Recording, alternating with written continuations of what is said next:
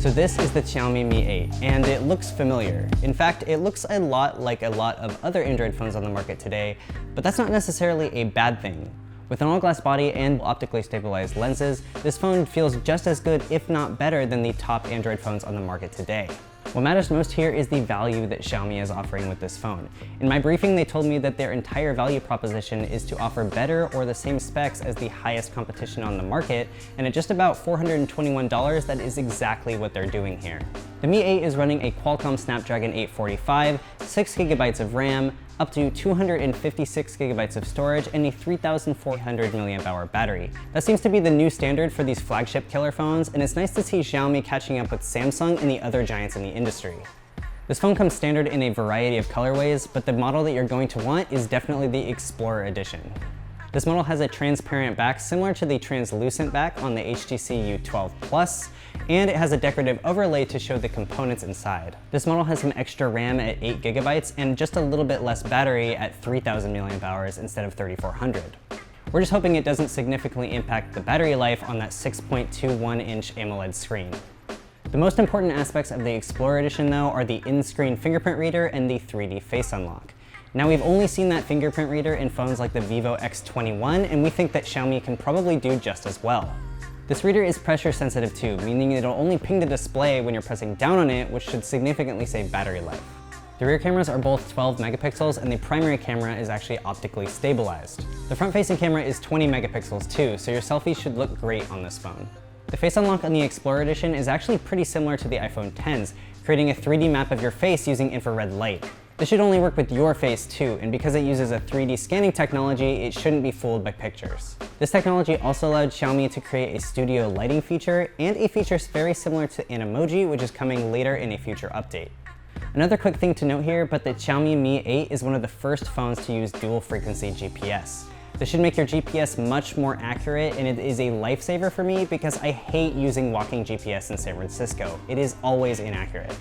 The regular model will cost between $421 and $515 depending on the model you get, and the Explorer Edition is going to come in at $577 with only one model available, 8GB of RAM and 128GB of storage.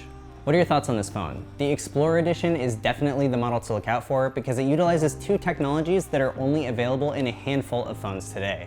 As usual, leave your thoughts in the comment section below, hit that bell, and stay tuned to our socials because, of course, we are your source for all things Android. Hey guys, so I just got back from that event, and I just wanted to address a couple things that I couldn't really say there. First of all, yeah, this phone looks exactly like an iPhone. I mean, even down to the camera placement, iPhone. Like, someone would probably think this was an iPhone if you pull it out of your pocket. But I really actually just want to know if you care about that. Because, like, I mean, it's still a really good design. It still feels really great in your hand. If it's going to have the face unlock and use the emoji, like, it doesn't in the same way, but, like, do you care? Like, I don't really care, but, you know, it's up to you. I actually want to know, like, do you guys think that they need to be making a completely different design? Let me know in the comment section, obviously. The other thing is there was a lot of controversy around this phone, specifically the Explorer Edition. I don't know if you've heard about it, but the transparent back that shows the components, the story is those are not real, like, components. I tried to ask Xiaomi and they were giving me some vague answers. What I've read online is that they are real parts, but they are just there for an artistic touch. So you could theoretically take those off and it wouldn't change the function of the phone. They're really just there to, like, show the art of technology. That's what Xiaomi told me. I still think it looks really cool, so I don't really care. It's definitely up to the marketing, like, whether or not you think they need to be. I think they should be totally honest with it. They're just being very vague. So I'm not really sure what is the case, but that is what I read online when I got home because I was, like, really curious about that. I heard a lot of controversy about it.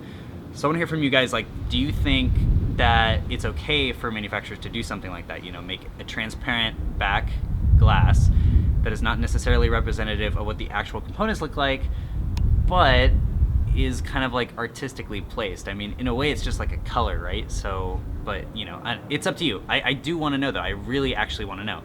So leave the thoughts about both those things in the comment section below. I just wanted to make sure you guys were aware of these things, so I wasn't just like spouting off specs and stuff. So let me know your thoughts, and I'll talk to you later. All right,